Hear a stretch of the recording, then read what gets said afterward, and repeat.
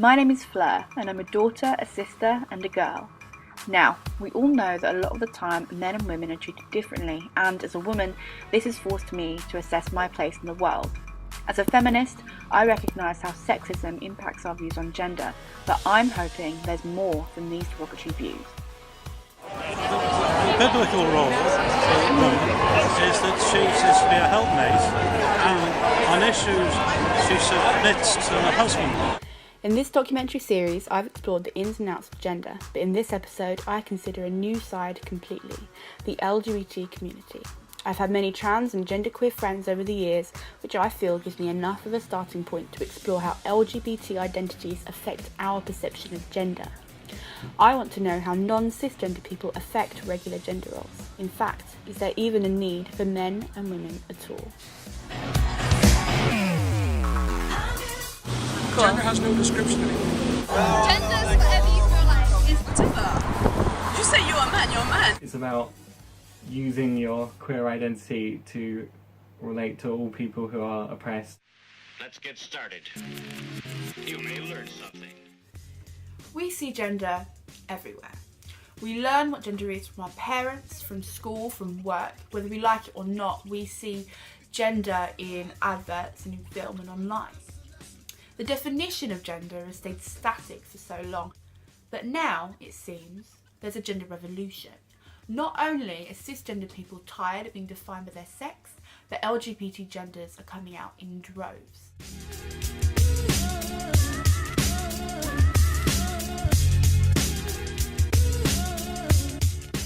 I actually came out on Facebook just after Pride with a photo, so it just gave me so much strength. Of course, attitudes towards the genderqueer have adapted with the times. They have always been here, but now society is slowly becoming more tolerant. It's not been long since society mostly accepted Caitlyn Jenner for who she is as a woman. We also championed actresses such as Laverne Cox, another transgender woman, or Ruby Rose, who identifies herself as gender fluid. It's also not been long since we mourned the death of David Bowie, an artist who identified himself as genderqueer. And it's not just celebrities coming out for the world to see. 10% of the UK now openly identifies as LGBT, with 4.6 of those being genderqueer or transgender, and that's just openly. It's estimated that it's closer to 30% of the British population that are LGBT, including those who are still in the closet. I've been researching to find out the less obvious differences between men and women, the social, psychological differences. But from my research, I've realised there's a lot more that we need to do. Like transgender and intersex and non-binary people of alternative genders, LGBT genders, they make up a large part of this conversation about gender. And I've realised that they've been completely ignored. To find out more about LGBT perceptions of gender, I'm headed to London Pride. With millions of gay, lesbian, bi, trans and queer people attending the event each year, I'm bound to find someone who will talk to me about gender.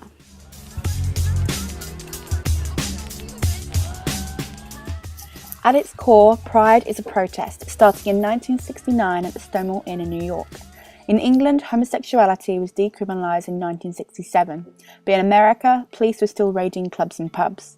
They arrested homosexuals regularly, and this often included violent assault. But one night, a series of spontaneous demonstrations protesting a police raid broke out and didn't stop for several days. Pride is in remembrance of this event, starting in London in 1972. Since then, gay marriage has been legalised, but Pride goers recognise there's still a lot left to do. Pride should challenge, agitate, motivate, fight and get better rights for LGBT plus people and to fight for equality throughout the world. I found LGBT society organisers Gracie and Molly, who've agreed to talk to me about gender. I think there's cultural definitions, but I don't necessarily think that would be all and end all of gender. Yeah. Gender